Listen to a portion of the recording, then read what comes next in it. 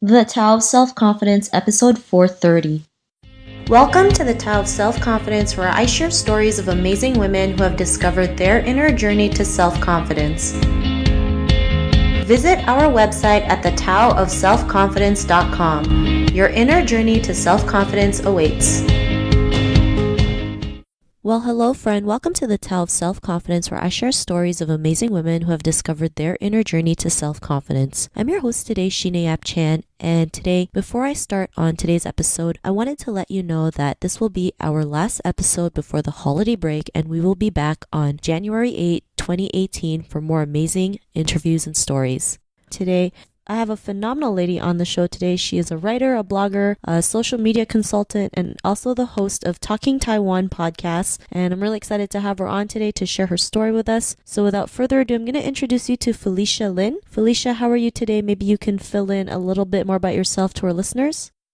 Okay, great. Thanks for having me on the podcast, Sheena. Yeah, so basically, I was born in Alaska and I grew up in Canada. And at this point, I've spent my life living in 3 different countries that have really shaped who I am. Canada, because that's where I spent my formative years. While I was born in Alaska, I moved to Canada before I was even a year old. And then later, I went to the States for university and ended up living in New York City after graduation. Growing up, I always had a really strong sense of my Taiwanese identity. And my parents always told me to be proud of being Taiwanese and that we were not Chinese. I think they really did that because they didn't want me to be confused and also not to let other people confuse me or my sister. You know, because back then, and sometimes you still get this question when people say, oh, you're from Taiwan. Isn't that the same as China? Isn't Taiwanese the same as Chinese? And the answer would be no, we're from Taiwan. You know, it's a very simple thing. My parents were born and raised in Taiwan. They didn't have any personal connection to China. And, you know, it doesn't even have to be a political reason. You know, being Taiwanese, it's just where they came from. And I had this really strong sense of my Taiwanese identity because of this, and also because of other things that happened to members of my family and that I've been through. And that really led to this deep curiosity that I have about Taiwan, which is why I've always been involved with the Taiwanese American community. That's also part of the reason why later on I ended up deciding to move to Taiwan, and I was there from 2001 to 2007. Awesome. Well, thanks for sharing that. And Felicia, what's your favorite self-confidence quote?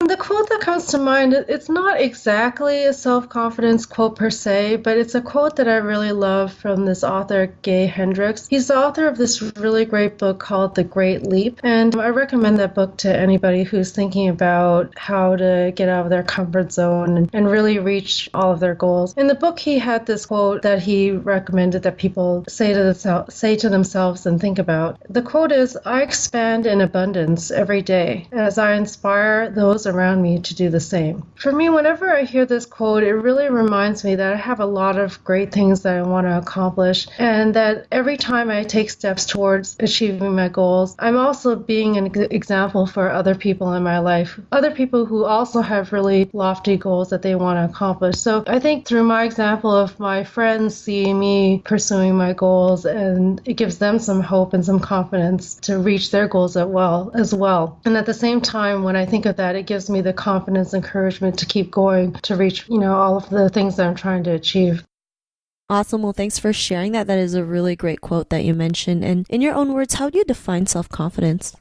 For me, self-confidence is really knowing that no matter what, no matter how bad things seem or they get, if I'm feeling depressed, disappointed, heartbroken, or if I feel like a failure, or if I just feel lost, I still know that somehow, some way, I will pull through, that things will get better and I will figure things out. It's really the sense that I'm strong enough to get through the worst, but it's also being strong enough to know that you don't have to be alone, you don't have to do everything alone, you need to be strong enough to know when to ask for help from someone else and to admit that you don't know something. Thanks for sharing that great definition. And what was your life like before your discovery of self-confidence? That's a really great question. In the past, when I had a less self-confidence, it really manifested in my early mid-20s because I was very unhappy in my quote-unquote career. And I think that's because I really didn't know what I wanted to do with my life. Basically, I was in the accounting profession, and that was because, as a firstborn and trying to be a good daughter, I followed the very practical advice of my parents who thought, you're a pretty well-rounded student. Why don't you study accounting? You're always going to be able to find a job. And the thing is, before I even graduated with my accounting degree, I knew that I didn't exactly want to be an accountant. And I was looking for something more meaningful. But I think at that time, I really didn't know how to stand up myself or to really think about what it is that I wanted to do.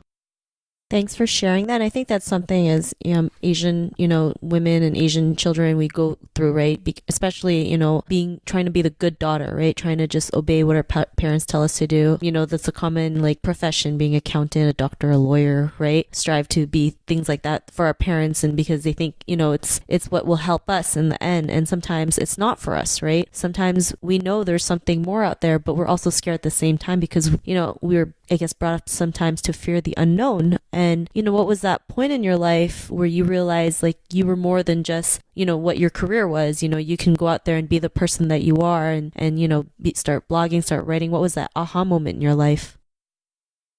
Wow. Well, I mean, it's kind of hard to say that there was one moment. There's been a lot of moments along the way. And there's something about when I turned 30 that I just felt like a switch flipped and I really didn't care what others thought of me. But there were definitely some other points along the way when I had certain situations that I didn't speak up for myself and then later realized that I need to do that because nobody else is going to speak up for me. If they don't, then I would lose an opportunity. So I had to learn the hard way. But the biggest thing that happened to me that helped me to gain self-confidence was probably during my mid-late 20s. I was completing my master's degree in psychology at the time at NYU, and I was actually engaged at the time. I was going through a lot of stress planning for my wedding, and everything started falling apart. The engagement broke up. I was actually experiencing symptoms of hyperthyroidism, which I didn't know at the time. My relationship with my parents was very strained. And can't imagine all these things bombarding me at the same time. But what did I learn from the whole thing? Well, number one, I learned that I could survive. I would get through the whole thing just fine, which I did eventually. Two, that I need to live my life for myself and not do what others thought of what was best for me. Like with my career and doing accounting, I just knew that I was very dissatisfied and I had to take a long, hard look. And it made me really think about my relationship with my parents and how I went along with what they thought was best for me. And don't get me wrong, they had the best of intentions, but I had wanted to study journalism or English, but it didn't seem the practical thing to do, so I wasn't really encouraged to do that. And going through all this, I realized that I really couldn't live by somebody else's standards or expectations. And so I actually made a kind of what some people would consider a kind of extreme or a very unpopular decision. I decided that I needed to just leave New York. It was just a very difficult time after going through the breakup, and I was finishing my master's. I wasn't really sure what direction I wanted to go in. So I actually ended up deciding to go back to Taiwan because I really wanted to go back to my roots and understand a little bit more about Taiwan. So some people thought I was just running away, that I didn't really have a plan. But ultimately, for me, going to Taiwan was a really, really important time. It was a time of self-discovery. And it really made me think about what I wanted to do. And I had always wanted to write. And I started blogging, mostly as a way for my friends who are not in Taiwan, who are in the US and Canada, to know what I was doing and how I was. But I remember before I started blogging, it was really kind of scary to me. And you really have to think about the time then. This is like the early 2000s, before we had any social media, before there was Facebook, Twitter, Instagram, any of that. And so blogging was the social media of that day. And, I was putting my personal thoughts out there, sharing photos. And to me, it was really kind of scary putting that out in a public forum on the internet so that anybody could read it. And I kind of had a pen name, or I didn't put my actual name publicly on the blog either. But Doing that actually was a good practice because I think as a writer or a creative person, you really have to put your words and your art out there. And, not everyone's going to like it. You're going to get different kinds of feedback, but that's just the nature of it. So that was a really good lesson for me to learn. And the other thing that happened was that a friend of mine gave me this book called The Artist's Way. And it's a really great book for anybody, not even necessarily writers, but I think any creative people who are trying to get on the creative path and to break through any creative blocks that they have. And there's a concept in the book called the inner critic, in which it talks about how we all have an inner critic that prevents us from going further, or it's the inner voice that says you're not good enough, maybe you're not creative enough, and what do you think you're doing? It's the voice that stops you. And it really makes you think about that voice and how you can deal with that to get over the boundaries or the barriers that it creates. So that was really, really helpful for me to go through that book and to decide that I really wanted to write and create. So yeah, I wouldn't take that back for anything. So I think, just going on that journey, all these things that happened to me that really made me think about what it is that I want to do and that I have to pursue the things that I'm interested in. And I can't live for other people or what other people think is right for me. Thanks for sharing that. And, a lot of us do that, right? We try to live for other people, not realizing that it really hurts us. And if we just go out there and live for ourselves, we can still do that and still be able to inspire others and help them along the way, be able to realize their true potential in the process. And because of your realizations, what's your life been like now? Well, these days I'm not really that concerned with what other people think of me, and I also don't blindly accept what others think is best for me. For example, if someone says, "Oh, I think you should really do this," or they give me advice, it's not that I'm not open to it. I am certainly very open to people's suggestions, but I will reflect on it and decide if that's in alignment with the things that I'm trying to do in my life and the things that I'm passionate about. And I'm also very intentional about the things that I do and the choices that I make. Thanks for sharing that. And to the woman who's listening to your episode, she may be in her own journey of self-confidence. What would be that one tip you would give to her?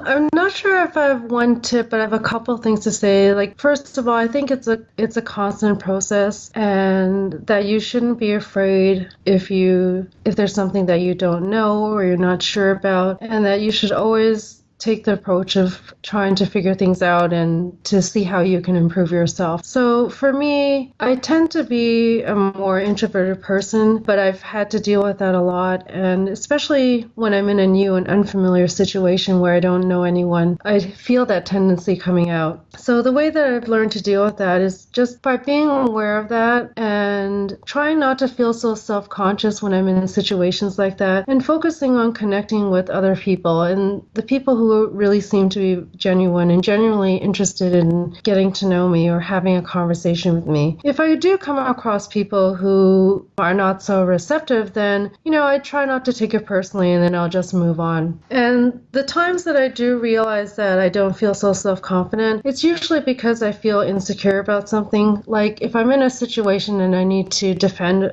a position and I'm not secure about what to say because I don't know enough, or I feel like I don't know enough about a particular topic, or if I just don't know what my options are, like if I'm in a kind of a sticky situation. So in cases like that, what I'll do is I will consult other people or do some research, try to get informed and educated. And I think it's so important to do that because we don't know everything, and there are always ways to find resources and solutions to solve problems.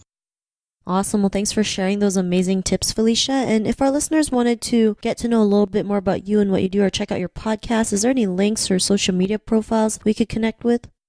Yeah, absolutely. My personal website is my name. It's just www.FeliciaLin, FeliciaLin.com. And you can certainly find me on social media for sure, on LinkedIn and Twitter. I'm probably most active on Twitter, but sometimes, DMs are a little bit spammy. My Twitter handle is Felicia Lin. It's spelled Felis like Sam, Halin. My Instagram handle is the same, Felicia Lin with an SH. I also have a Facebook page as an author, so that would be facebook.com/Felicia Lin author. And if you want to check me out on my podcast, that's www.talkingtaiwan.com. And finally, I do have a long-term book project that I'm working on that's related to Taiwan. And the website for that is www.aboutSubing.com.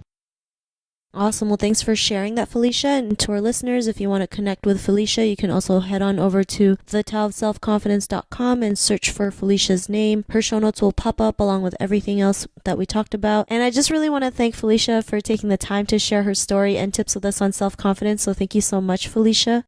Great. Thank you, Sheena. Not a problem. It was really great having you on the show. And listeners, just a reminder that this will be the last episode before the holiday break, and we will be back on January 8, 2018 for more interviews and stories. So happy holidays, and we'll talk to you soon. Bye for now. Thank you for tuning in to another amazing episode of the Tao of Self-Confidence. Want to learn how you can use podcasting to market your business? Download your free report by visiting our website at thetaoofselfconfidence.com. Your inner journey to self-confidence awaits.